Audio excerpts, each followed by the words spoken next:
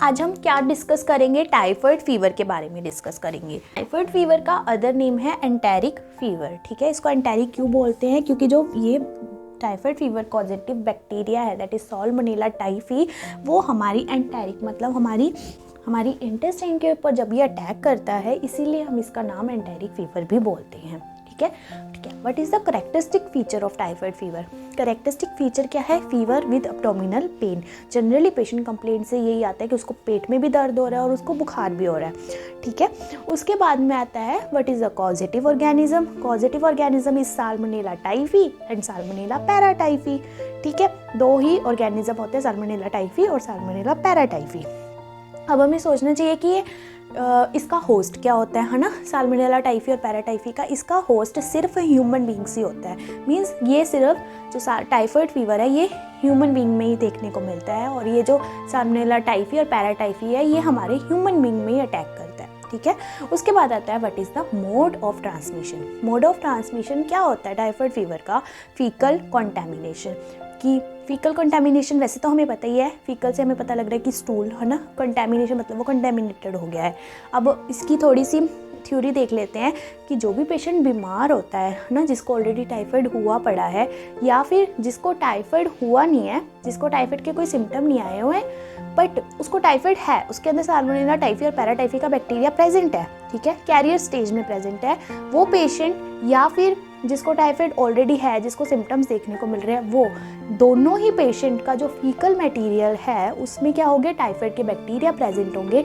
और जब ये फीकल मटेरियल फूड और वाटर के साथ मिल जाता है, खाने और पानी के साथ मिल जाता है, तो उस फूड और वाटर को भी ये कंटेमिनेट कर देते हैं।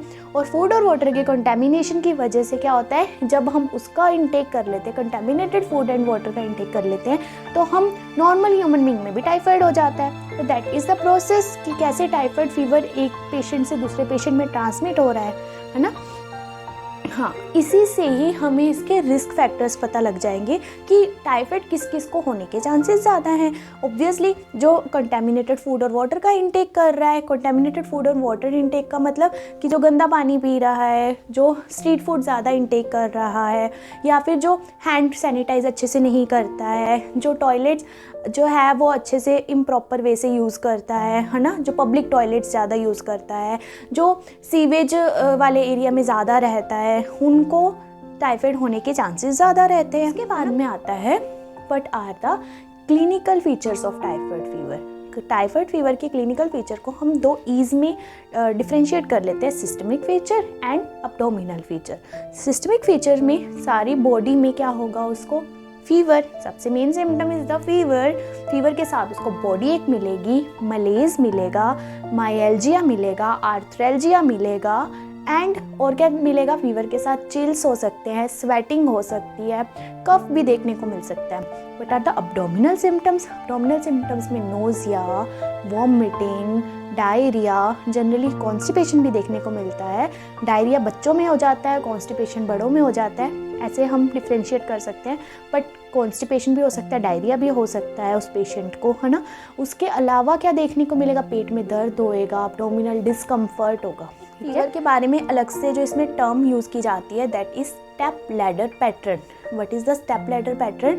मतलब कि जैसे पौड़ियाँ, धीरे धीरे पौड़ियाँ चढ़ते हैं हम, स्टेप्स चढ़ते हैं, वैसे ही फीवर धीरे धीरे धीरे रेज होता है ना। एकदम से नहीं होता, पीक नहीं आती एकदम से, धीरे धीरे per day daily. Generally fever कितना रहता है? 101.8 से लेकर 104.9 डिग्री फ़ारेनहाइट तक जाता है।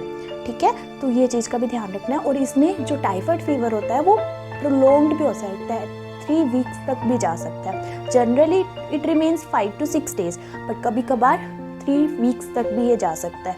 तो ये भी ध्यान रखना है हमें टाइफाइड। ठीक है, उसके बाद में क्या आता है? What are the physical findings? Physical findings क्या देखने को मिलेंगी? फर्स्ट इज कोटेड टंग, जो उसकी टंग होएगी वो कोटेड रहेगी। Second, abdominal tenderness. थर्ड क्या होगा? स्प्लीनोमेगाली। फोर्थ, हिपैटोमेगाली। फिफ्थ, रोज स्पॉट्स। रोज स्पॉट्स क्या होते हैं? रोज कलर के पूरी बॉडी में स्पॉट्स देखने को मिलेंगे। जनरली कहाँ देखने को मिलते हैं? एब्डोमेन और चेस्ट वाले एरिया में ही रोज स्पॉट्स हमें देखने को मिलते हैं। और ये रोज स्पॉट्स का मेन फीचर क्या है कि ये रोज स्पॉट्स आफ्टर 1 वीक के बाद देखने को मिलते हैं और 5 to 6 डेज में डिसअपियर भी हो जाते हैं, ठीक है। इनिशियली नहीं देखने को इनिशियली रोज स्पॉट्स नहीं मिलेंगे हमें, 1 हफ्ते के बाद मिलेंगे और 5 से 6 दिन में डिसअपियर भी हो जाएंगे, ठीक है। ओके, अब हमने क्लिनिकल फीचर्स भी पढ़ लिए, हमने सिम्टम्स भी देख लिए, टाइफाइड फीवर की फिजिकल फाइंडिंग्स भी देख ली। अब हम क्या देखेंगे, व्हाट इज़ द डायग्नोसिस, हम डायग्नोसिस कैसे बनाएंगे टाइफाइड फीवर का। तो डायग्नोसिस करने के लिए हमें कुछ लैब इन्वेस्टिगेशंस चाहिए होंगी, सीरम कल्चर, ब्लड कल्चर, है ना, स्टूल कल्चर हम जनरली 3 to 4 वीक्स के बाद करवाते हैं। जनरली हम सीरम और ब्लड कल्चर करवाते हैं। विडाल टेस्ट से हम टाइफाइड फीवर को एस्टिमेट करते हैं कि विडाल हमारा जो सबसे मेन टेस्ट होता है टाइफाइड फीवर का, वही होता है। उसके अलावा कुछ ब्लड काउंट्स से हम कैसे पता लगा लेंगे, ब्लड काउंट्स में ल्यूकोपीनिया देखने को मिलेगा, न्यूट्रोपीनिया देखने को मिल सकता है।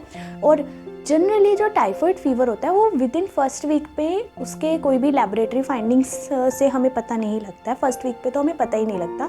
आफ्टर फर्स्ट वीक के बाद हम एस्टिमेट करते हैं बाय विडाल टेस्ट, है ना, by serum culture, blood culture, इन सब चीज़ों से हम टाइफाइड फीवर को एस्टिमेट करते हैं। अब एक और जो पॉइंट रह गया है वो है इंक्यूबेशन पीरियड। इंक्यूबेशन पीरियड क्या होता है, 10 to 14 डेज, 10 से लेकर 14वें दिन तक इंक्यूबेशन पीरियड रहता है। और साल्मोनेला पैराटाइफी में ये डिफरेंस होता है, जो साल्मोनेला टाइफी होता है उसके जो सिम्टम्स होते हैं वो बहुत ज़्यादा स्ट्रॉन्ग सिम्टम्स होते हैं और वो पूरी बॉडी में होते हैं। जहाँ साल्मोनेला पैराटाइफी है उसके जो सिम्टम्स होते हैं वो माइल्डर होते हैं, थोड़े कम होते हैं, और स्पेशली हमारे अब्डोमिनल एरिया में एंट्राइटिस वाले सिम्टम्स भी ही देखने को मिलते हैं salmonella paratyphi. Condition of salmonella typhoid का जो सीवियर कंडीशन है उसमें 2 चीज़ें हो जाती हैं, हेमरेज हो जाता है और परफोरेशन हो जाती है। कहाँ पर, हमारी इंटेस्टाइन पे, क्योंकि जो अटैक होता है वो बैक्टीरिया कहाँ अटैक करता है, हमारी इंटेस्टाइन पे। तो परफोरेशन एंड हेमरेज देखने को मिलती है। 3 to 4% चांसेस ये भी होते हैं कि कुछ लोग कैरियर फॉर्म में ही रहते हैं कि साल्मोनेला टाइफाइड इन्फेक्शन हुआ है बट उसको सिम्टम्स तो कोई आए नहीं है। और 10% चांसेस ये भी रहते हैं कि वो पेशेंट में रिलैप्स हो जाता है कि एक बार टाइफाइड हुआ और 3 to 4 वीक्स के लिए वो ठीक हो गया, अगेन टाइफाइड फीवर हो गया। तो रिलैप्स भी हो सकता है, कैरियर स्टेज भी हो सकती है, एसिम्प्टोमेटिक स्टेज भी हो सकती है, और जो फीकल कंटामिनेशन है वो 3 मंथ्स तक भी रह सकती है, कुछ भी हो सकता है। ये जो टाइफाइड फीवर का पेशेंट है उसकी एक हिस्ट्री रहती है, दैट इज़ ट्रैवलिंग हिस्ट्री कहाँ पर, डेवलपिंग कंट्रीज़ में, कि वो भी पेशेंट डेवलपिंग कंट्रीज़ में ट्रैवल करके आया हो और जिसकी वजह से उसको इन्फेक्शन हो गया हो, ठीक है। Thank you.